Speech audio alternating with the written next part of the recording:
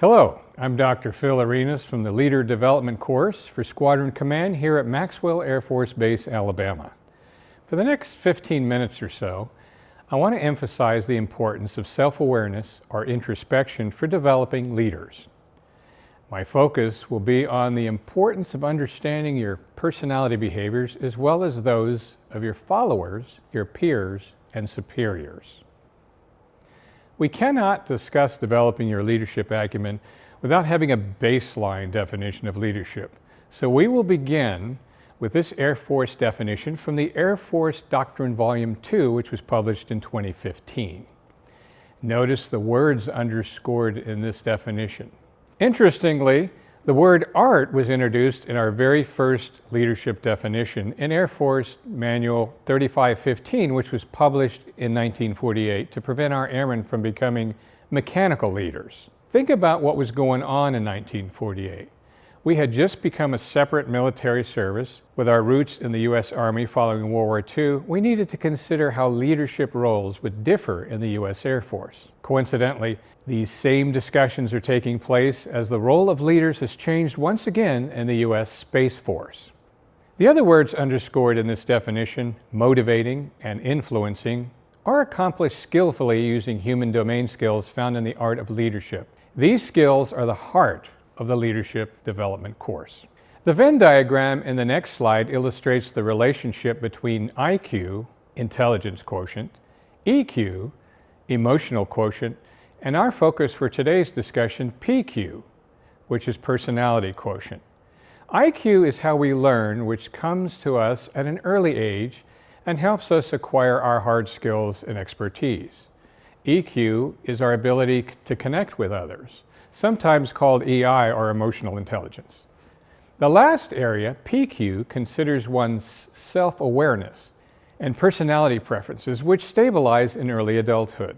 The goal of this model is for leaders to create a balance between these three skills to strengthen the core, increasing a leader's influence on followers in organizational culture. As you can see in this slide, the followers on the left are imbalanced, giving an astute leader the opportunity to recognize the areas of opportunities for development. Leaders following this illustration not only strengthen the cores of their followers, but also foster a growth mindset. As leaders, it is imperative for all of us to embrace the value of introspection as we develop our own leadership styles and philosophies. Consider the importance of understanding the personality behaviors of others as a new introspective leadership lens. Who are you? Most of us know where our strengths lie and where we have blind spots. What do you need to improve in your leadership style?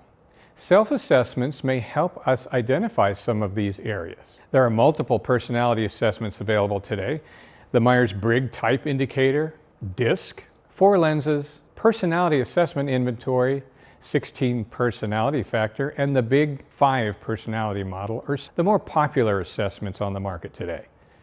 My suggestion is to try them all, especially if they're available to you. The more you learn about yourself, the further you will grow as a leader. Our source for personality theory today will be based on the work of Carl Jung, a Swiss psychologist and psychiatrist who is credited as the founder of analytical psychiatry, while influencing multiple fields in his lifetime such as literature, philosophy, and religion. In 1921, Jung published Psychological Types, introducing the idea that each person has personal preferences that lead to their own psychological type. This was the genesis of Myers-Briggs Type Indicator, or MBTI, which is the most popular personality assessment used in leadership research today. Personality type is based on one's inclination among 4 pairs of oppositional preferences, which we will refer to as dichotomies. It is important to note that we use all 8 of these preferences, but typically choose 4, which are more natural for us. Additionally, our personality is influenced by the environment, culture, family, education, and even our own willpower. Lastly, as mentioned earlier, our personality preferences are nearly fully imprinted by early adulthood. Understanding the differences in personality helps us understand 4 powerful questions that impact our self-awareness. They are: what energizes us? How do we take in information? How do we make decisions? And finally, what is our attitude or orientation toward the outside world? Just remember that knowing your own inclinations are valuable to your growth, and your behavior choices impact all relationships. Further, understanding the behavior of others helps leaders become empathic, a powerful leadership skill. Now let us take a closer look at these 4 dichotomies and consider how they may influence your leadership style.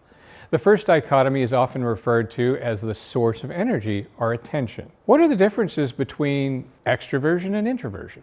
As you can see in this slide, the differences between extroversion and introversion are exhibited by opposite behaviors.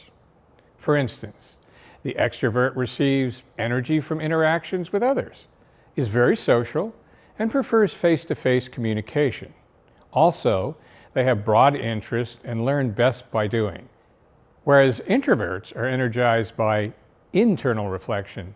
They enjoy their privacy, prefer writing for communication, and they think through their ideas.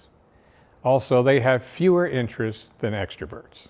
A graphic display of this dichotomy would illustrate an external focus for extroverts as they relate to the outside world, whereas introverts, they prefer an internal approach as they engage the internal world through deep thought and reflection. Additionally, please be careful not to label people based on these behaviors or place them in a box. In other words, calling a coworker an introvert just because they're quiet or reflective does not necessarily mean that they have a preference for introversion. You may recall that cognitive diversity describes how we each have different perspectives and process information in our own unique way. Please do not assume. The next dichotomy, sensing and intuition, is concerned with how we take in information and the type of information that we trust. Let us examine the differences in behaviors between these 2 preferences. As we compare these 2 preferences, you can see that the sensing type prefers to focus on actual or real facts and specifics that are concrete and sequential. They tend to build carefully toward conclusions and consider the practical applications of most challenges as they usually process information literally. On the other side, intuitive types are very abstract and have a vast imagination as they look for patterns to help them define meaning. Trusting their intuition, they often move quickly to conclusions, preferring metaphors and analogies. Practicality is secondary. This illustration displays a step-by-step approach preferred by sensors, whereas intuitive types are comfortable skipping steps and jumping ahead to conclusions. They are often accused of spoiling book or movie plots. Are you guilty of this? You know who you are. For those that prefer thinking and feeling behaviors, this dichotomy will focus on the way we make our decisions in everyday life. What are the differences between these 2 behaviors? Thinking types focus on desired outcomes and are typically considered frank and to the point, believing that telling the truth overrides being tactful, sometimes appearing cold. They are attuned to any inconsistencies and attracted to technical and scientific fields utilizing logic. For those favoring the feeling preference, they consider how others feel, using an indirect, tactful approach while making decisions based on their hearts. They are compassionate and very people-oriented. Do you know anyone like this? As a developing leader, how is this information relevant? As illustrated here, thinkers prefer stepping out of a situation when making decisions in order to reach an objective perspective. They value logic and analysis. On the other side of this dichotomy, feelers are comfortable with stepping into situations using a more personal, subjective approach. They respect personal values and integrity. How we view the outside world describes this last dichotomy. This area influences our attitudes and orientation as we interact with our external environment as judging or perceiving types. Let us examine these differences. As we compare the differences between these 2 preferences, we can see that judging types are methodical and enjoy short and long-term planning. They're also very decisive. They resist reopening decisions that have already been closed. They avoid last-minute deadlines, and they enjoy details. The perceiver, on the other hand, enjoys exploring options, flexibility, and open-ended discussions. They are actually energized by last-minute challenges and avoid making decisions too soon and assume everything will work out. Have you ever seen a team or small group with both of these preferences? How would a leader leverage harmony from such a mix? This illustration captures how judging types approach a task. As you can see, a step-by-step approach is comfortable for this preference. They tend to plan ahead methodically and are uncomfortable with last-minute pressures. As this slide illustrates, a perceiver is in no hurry to complete most tasks and remains open and flexible for more relevant information or options. It is important to note that people with this preference actually complete their tasks, although they typically are not energized until approaching their deadlines. Using the Know Yourself to Lead Yourself model, we can summarize this discussion on personality typology. Most of us know our own tendencies and triggers as they lead to our patterns of behavior and actions. These actions produce consequences which may have a positive or negative effect on shaping our own reality. A leader's behaviors influence an organization's culture and climate. Knowing yourself means being self-aware and being open to feedback to enable your leadership growth. This